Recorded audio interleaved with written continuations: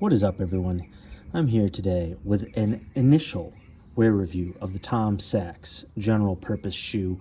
Specifically, I've been wearing this Sulfur colorway around a lot, but as you can see, I have the other two colorways too. They're just still dead stock, sitting on ice, waiting in the wings to be worn once when the occasion calls.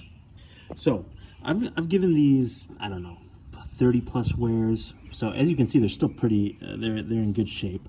So I haven't beat them, I would say, but I've definitely worn them enough. I feel like comfortable giving you my first thoughts in case you're in the market, looking to buy these, etc. I know there's been plenty of wear review videos of these out there. So if you happen to be watching this, thank you very much for watching. Clicking watching. While you're doing it, just hit subscribe. It's free if you're not subscribed. I'd appreciate that. More Lowheat unboxings and reviews coming up. So yeah, so let's talk about these. First thing I'll say is for $110, you can't expect too much. Yeah, that's pretty cheap for Nike nowadays. That's the cost of their Air Force One general release, you know, white on white. That's the cost of their GR Dunks. Actually, GR Dunks, I think, are sometimes, the highs are 120. I think the lows might be 110. So, and this is also a collab. So you're getting a thicker box here, more design on the box. 110. It's for Nike, that's fairly cheap. I wonder what these cost to make. It must be obviously even cheaper. So keep that in mind.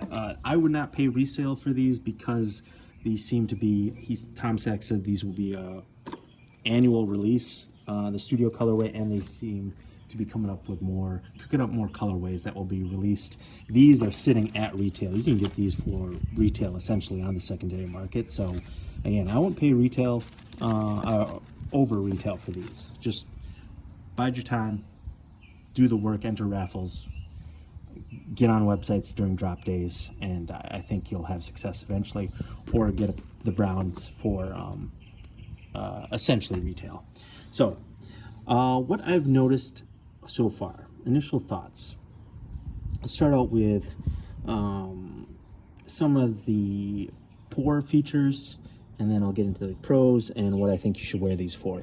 The downsides is, like, these aren't ultra comfortable. These are like medium comfortable, and the comfort mainly comes from this midsole. It's thick, but I wouldn't walk in these all day.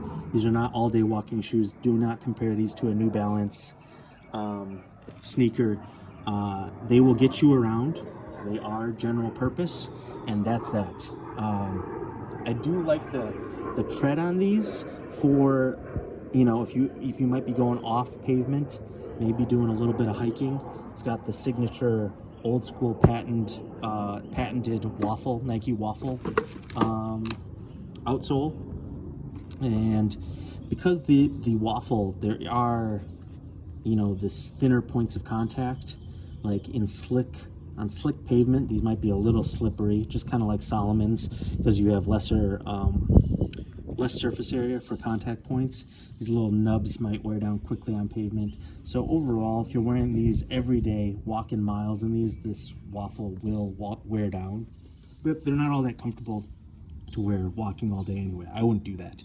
Also, you got this plastic, this like rubberized paint coating on the upper. It cracks there at the crease points, as you can see. Where is it? Right there. Right there. That's whatever. Again, $110 shoe. I was kind of expecting that. There you got some more cracking. Not the end of the world.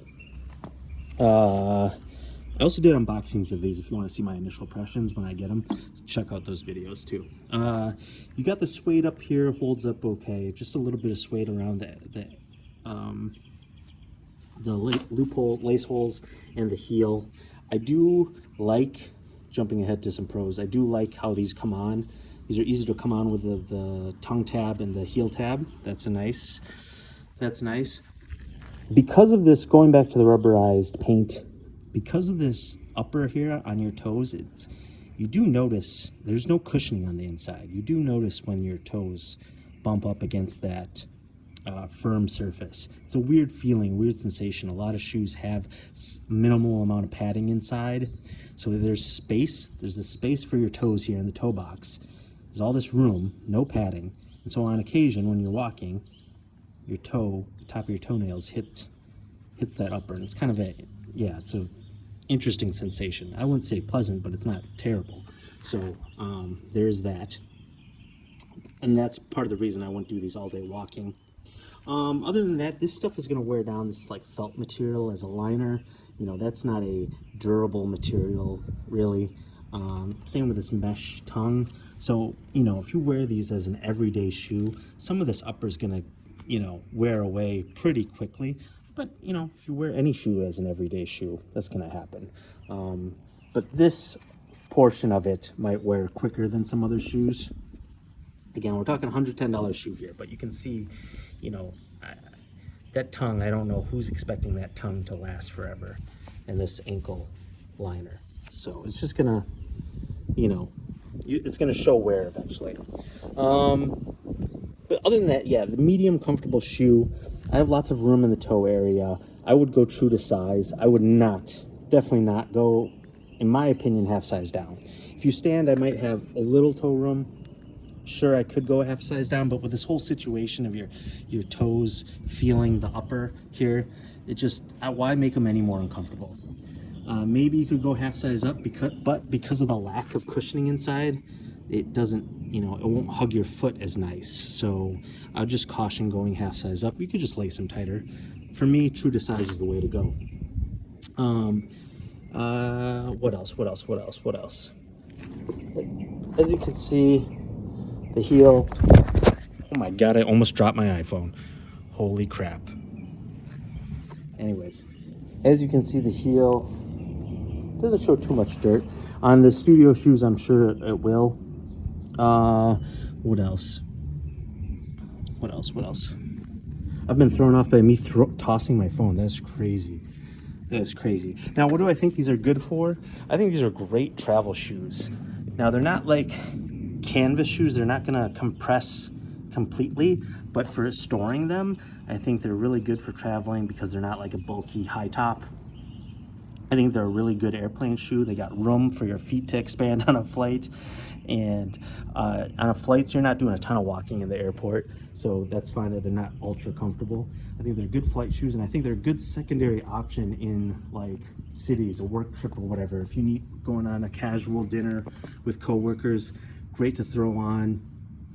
Will go with a lot of stuff. It's almost classy because if you know Tom, you know, if you know type situation. And you won't mind if these get, you know, these aren't worth $500. You don't mind if these get beat up or get dirt on them. I think there's some wine spots on some of mine here, some wine splatters. That doesn't matter. So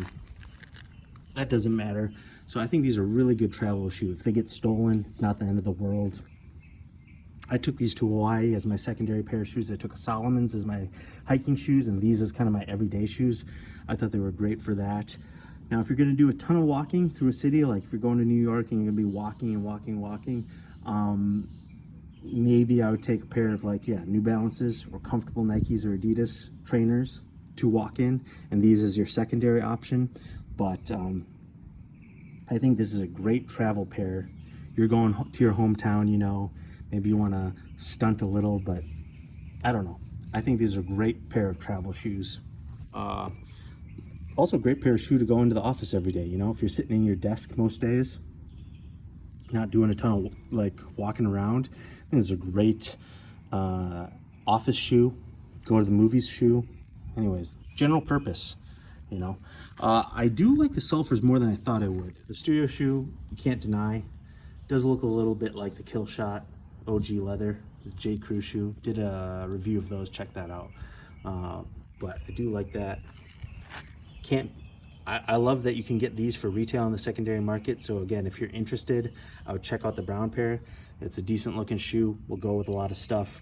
But low key, I really dig the Sulfurs. Like pops nicely with any outfit you got on top. Bright colors, but they're not like too wild. There's no crazy design on them. So even though they're a loud color kind of and draws your eye, it's okay because they're not too busy. Like that contrasting tongue matches the swoosh almost. Really like the Sulfurs more than I thought I would.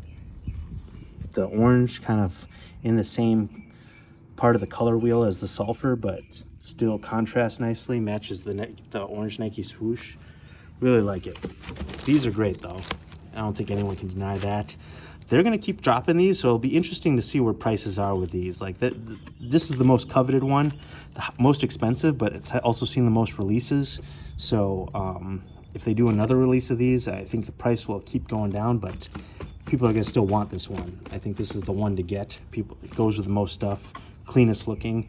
I think people who like it are going to keep trying to re-up because their pairs get dirty. So I think the price might go a little lower each time they drop, but you know, I'd be very surprised if these ever get down to their retail price. I don't think that will happen. I think these will always go above retail. It's just a question of how much. What else? I think these laces also, these kind of like nylon flat laces, you know, these aren't going to keep up forever.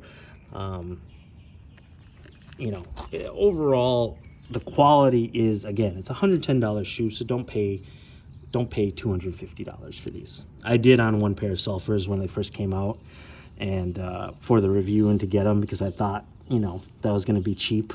Kind of regret it. So don't be me. Learn from me. Don't overbuy. Again, thick midsole, so there's a decent amount of comfort there, but these aren't like all-day walking shoes. I walk in the mornings on them, but I'm doing like 2 miles.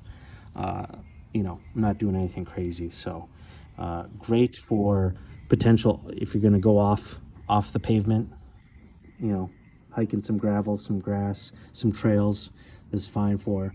I love that this is like you know, kind of a fire shoe, kind of a hype beast, if you know type shoe, but at the same time they're like somewhat affordable and obtainable, so you don't have to be precious with them. You can beat them up, wear them every day, wear them in a variety of situations. I really like that. That's, I think, the winning quality about these.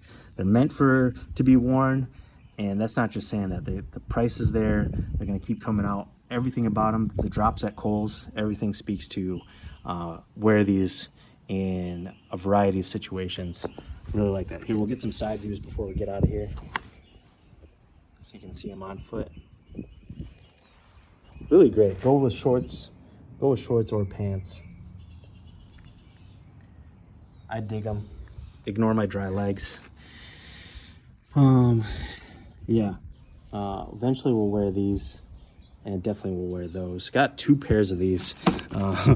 Might have been a little bit entered too many raffles, but yeah, very happy with them for the retail price.